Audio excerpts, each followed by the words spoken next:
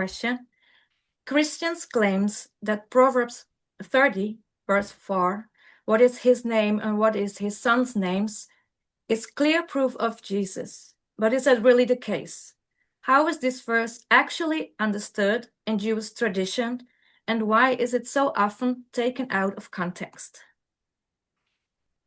It's taken out of context because people do exactly that. They read only one passage and they don't realize that, for example, the word B'nei, my son, appears more frequently in the book of Proverbs than any other book in the Bible. How is that? I think the word B'nai appears, is it 21 times? So people should have been clued in from the get-go of the book of Proverbs, really called Mishlei. Like, what is God's son? In fact, we're told frequently in the Bible who God's son is. And sometimes Christians misappropriate that term. Famously in Matthew chapter 2, verse 13 through 15, where the author in verse 15 misquotes Hosea 11:1, where God's son is Israel. When Israel was a child, I loved him, and out of Egypt have I called my son. Leave it to Matthew to take this passage out of context. In the book of Proverbs, we're introduced to God's son, Shema-B'nei, Musar Avicha, V'al titosh Torah Imecha. I'll translate that. Listen, my son. So this is the one who's the true follower of God. Listen, my son, to the teachings of your mother, and do not abandon the rebuke of your father. And then we have my son, my son, my son. This is how to act properly. So this is so transparent. What's happening is that Christians are very good people. Not all you. We have lunatics in every religion. But as it turns out, Christians learn about the Hebrew Bible for the most part in churches where pastors and priests quote selected verses and are completely ripped out of context. You're not reading the entire book of Proverbs. So God's son is the one who follows him in truth. Bonim atem l'Hashem Elokeichem, Deuteronomy chapter 14. You are children of the Lord your God. It's very simple. So this is doesn't even require any kind of scholarship.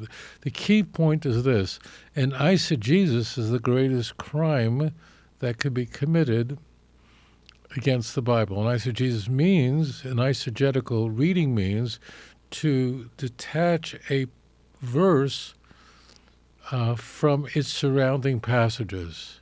We always want to use an exegetical reading, which means read the context, see how that term is employed in Tanakh. Now, one warning, and that is that Christians and Jews very frequently use the same term. We're using the same term, but we mean something very different. Because in Tanakh, in the Hebrew Bible, God's son, or being a son of God, means that you're a follower of God, and God is using you to carry out his will if you are in fact obedient. Like in 2 Samuel 7, the Almighty promises David that his son will build a temple, and I will be to him a father, he'll be to me a son. That doesn't mean that he's the son of God in a Christian fashion. Be careful with this. Christianity is a Greco-Roman religion that is synchronized with Jewish terminology. That's all it is. Now, in the Greco-Roman world and beyond, there was always the great God. It is a mistake to believe that in the Greco-Roman world, people thought there were just many gods that were completely disassociated with each other. Rather, they believed there was a great God. And this is true in Hinduism, it's true in many religions, where there's a great, grand power.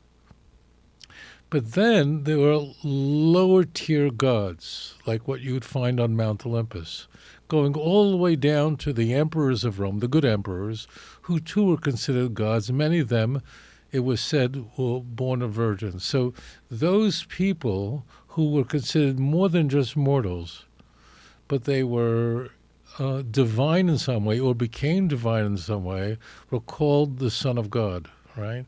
So they weren't equal to Jupiter or equal to Zeus, the Roman and Greek god, respectively, the great god, but they were somewhere along that stratum.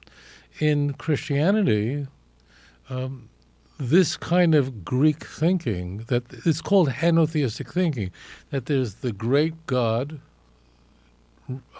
Jupiter, but then there were all these lowercase gods. And that's why you can have in the Christian Bible Jesus be calling the Son of God, and yet he's talking to God, asking God of things, saying that there are things he can't do, but only Father can do, that he does nothing of his own, but only the one who sent me. So be very careful, my dear friends, very careful, or we get into so much trouble. We are using, the church and the synagogue are using the same words very frequently, but we mean something very differently. Be very careful in Tanakh and the Hebrew Bible. The book of Proverbs is the best possible example of this, where the word my son is used constantly. It means the one who follows God, who's the true follower of God.